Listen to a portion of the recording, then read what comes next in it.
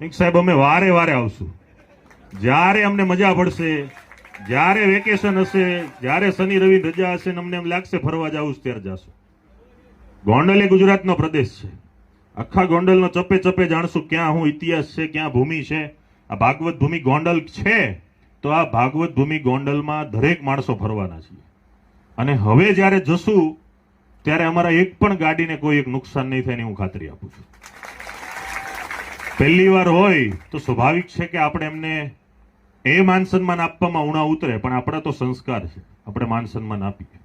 પ્રથમ વખત અમે ગયા, એક પણ પ્રકારનું ઘર્ષણ નહીં, કોઈની સાથે વાત નહીં, કોઈ સાથે મારામારી બોલાચાલી કોઈ પણ વિરોધ વગર અમે સંપૂર્ણ રીતે પરત આવ્યા.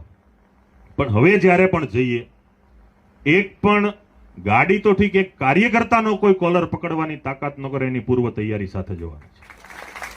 કેમ કે એ